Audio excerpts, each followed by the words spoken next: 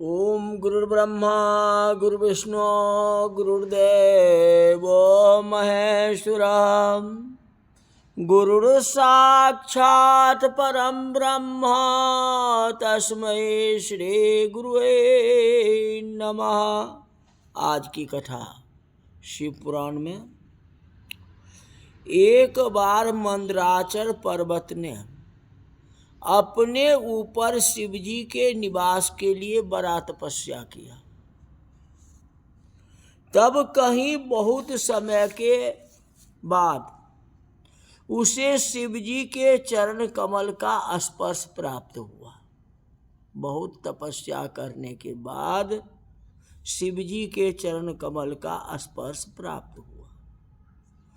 भगवान शंकर ने पार्वती की प्रिय इच्छा से ही इस रमणीय पर्वत को अपना अंतःपुर रूप माना।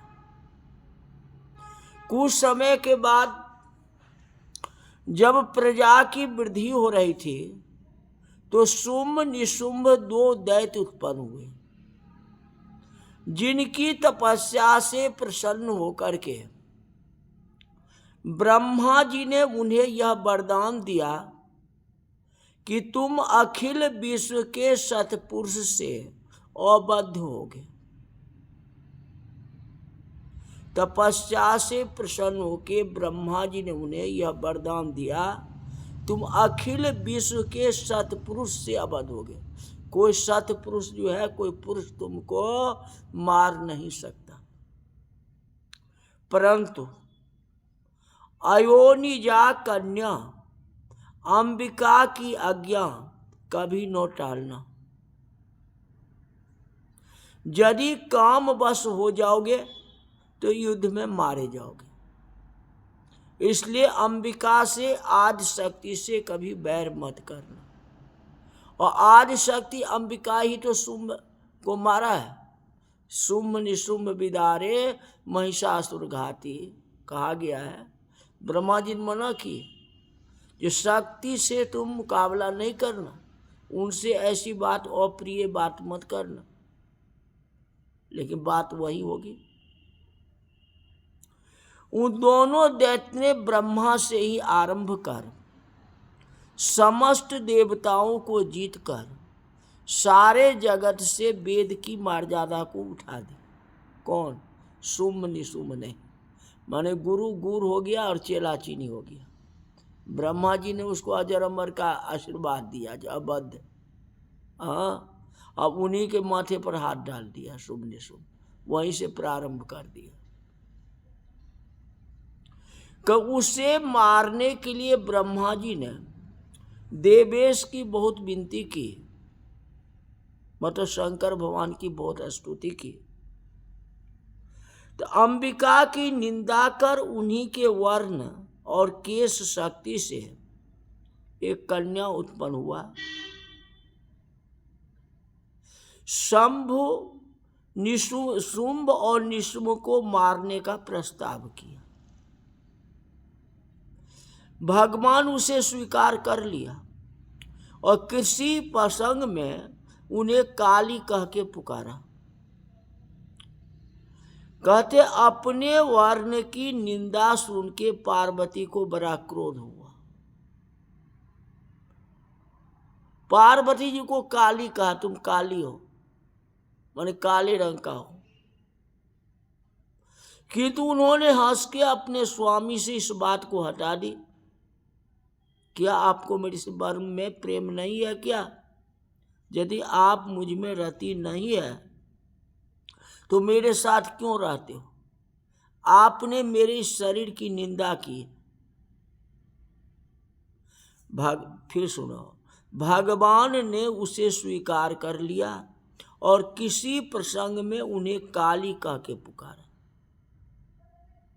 तो अपने वर्ण की निंदा सुन के पार्वती को बड़ा क्रोध हुआ। उन्हें हंस के अपने स्वामी शंकर भगवान से कहे, क्या आपको मेरे को यह वर्ण अच्छा नहीं लगता है क्या? यदि आपको मुझ में रति नहीं है तो मेरे साथ आप क्यों रहते हो? आपने मेरे इस शरीर की निंदा की। शिव जी ने निंदा की थी। ये तुम काली हो, काले हो।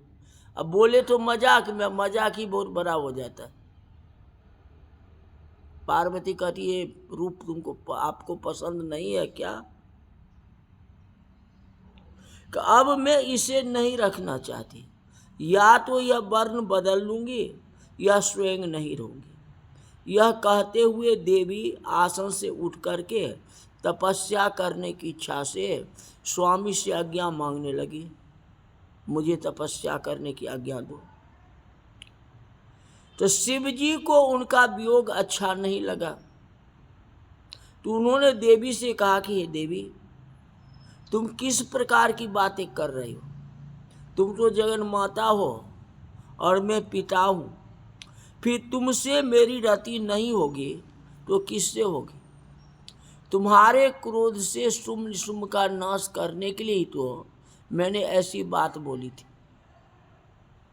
और ये बात अगर नहीं बोलती तो शुम्भ और निशुम्भ का विनाश कैसे होगा? उसको तो अजर अमर का वरदान दिया हुआ, किसी पुरुष से मृत्यु होगी नहीं, इसलिए मैं तुमसे ऐसी बात कही और तुम इसको दुख मानी और दुख मान की तपस्या करने के लिए जा रही हो। पार्वती ने कहा कि भगवान, मुझे आज आपकी यह बात लग गई, यह आपने मुझे पहले क्यों नहीं बतलाया?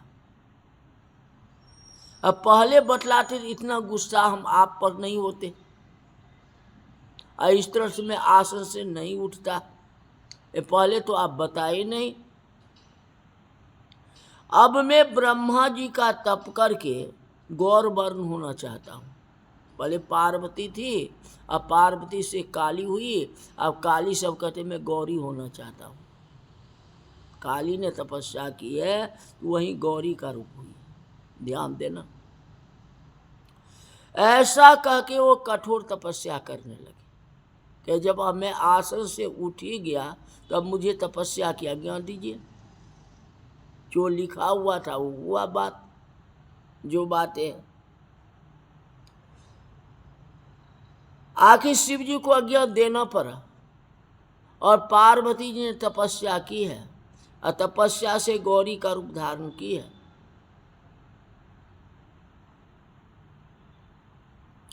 अब प्रश्न उठता है कि काली की उत्पत्ति कैसे हुई, ये भी तो जानो। काली कहने से नहीं है, काली माता की उत्पत्ति कैसे हुई? भगवान शंकर की प्रार्थना करके और परिक्रमा कर और आज्ञा लेके भगवती उमा जी अपने माता पिता से मिलकर फिर पहले वाले स्थान पर जाके तपस्या करने लगे, जहां पहले तपस्या की थी शिव को प्राप्ति करने के लिए। कुछ समय बाद वहां एक उग्र सिंह भगवती उमा को खाने की इच्छा से आया।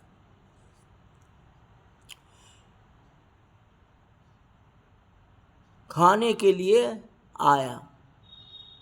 उमा ने उसे भक्त समझ के अपनी कृपा दृष्टि से उसके सभी पाप को नष्ट कर दिए, क्योंकि पशु का तो स्वभाव होता है, पशु तो पहचान नहीं पाया ये पार्वती है कि उमा है या कौन है। वह तो अपना पशु स्वभाव के कारण उनको खाने की इच्छा की, खाते तो नहीं लेकिन खाने की इच्छा की। तो उमा ने उनके ऊपर नजर फिरा दिए। नजर फिराते ही उसका जो है सब पाप नष्ट हो गए। तब वह सिंह हिंसक जीवों से भगवती की रक्षा करता हुआ स्वतंत्रता पूर्वक वन में विचरण करने लगा। तो एक समय ब्रह्मा जी देवताओं के दुखों से विमुक्त करने के लिए भगवती उमा के पास आए। तो भगवती जी ने उठकर उनका आदर सत्कार किया।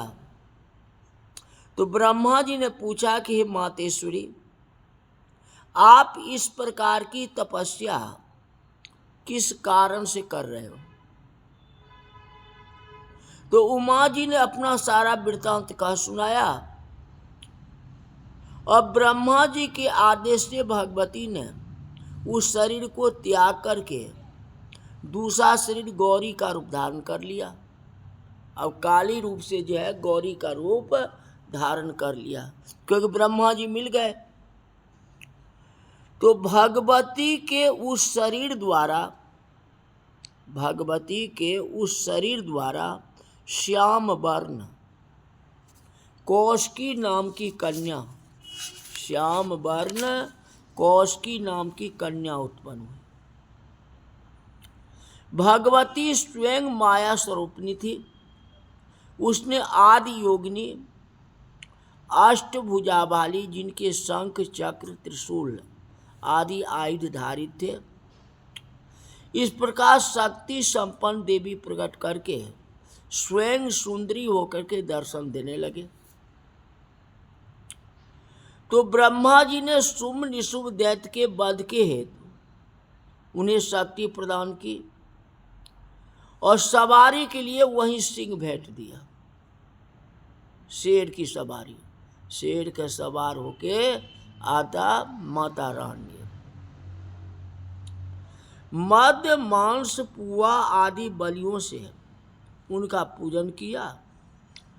फिर वह शक्ति विंध्याचल पर पहुंची और वहां आके शुंभ निशुंभ दोनों दैत्य का विनाश करके सभी देवताओं को सुखी किया। अब प्रश्न उठता है, जो सिंह पर दया क्यों की? कहते हैं, अपनी प्राचीन त्वचा द्वारा गौरी ने कौशिकी कालिका को उत्पन्न करके उसे ब्रह्मा जी के काम को पूर्ण करने के लिए लगा दिया। उसके बाद अपनी सेवक उस सिंह पर दया करके उसके हित के लिए ब्रह्मा जी से कहा कि ब्रह्मा जी, यह सिंह मेरा परम भक्त है, क्योंकि तपस्या के समय में मेरा रक्षा किया है।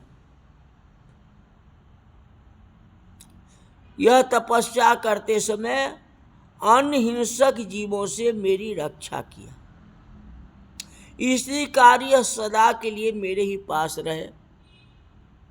मैं इसको भी साथ लेके अपने घर जाना चाहती हूँ, इसके लिए मुझे आज्ञा दें।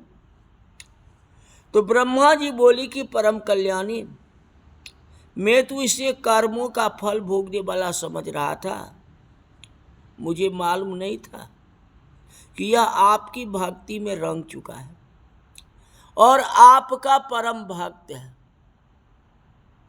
यदि ऐसा है तो ये निष्पाप है, आपका परम सेवा का पात्र है।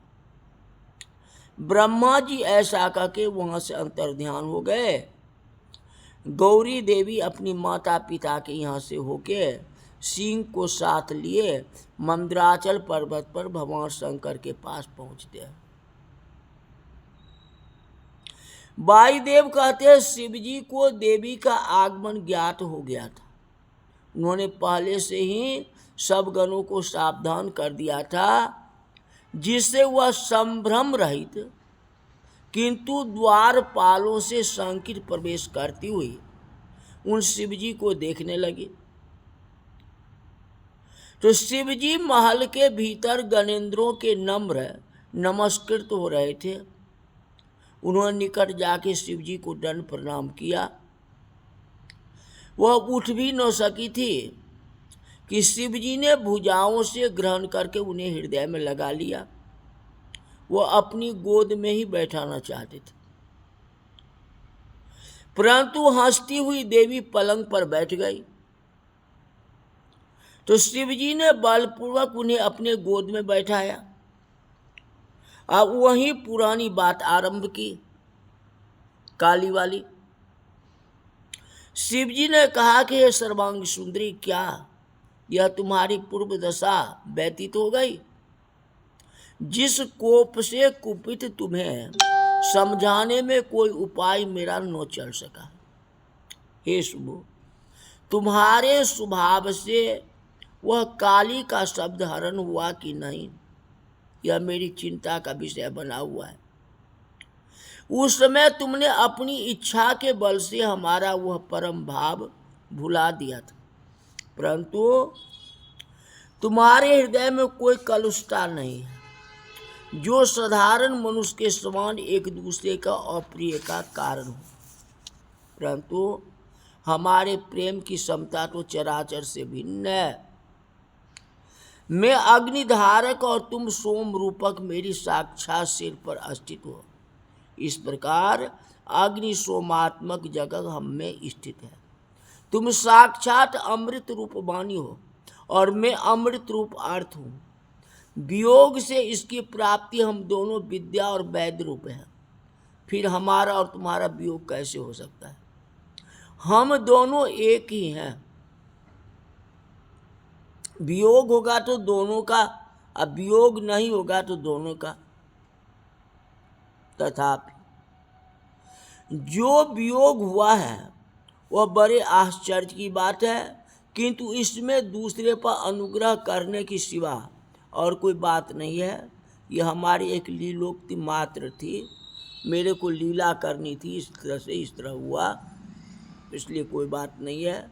ये आपस में बातें हो रही है और कथा कल बताएंगे।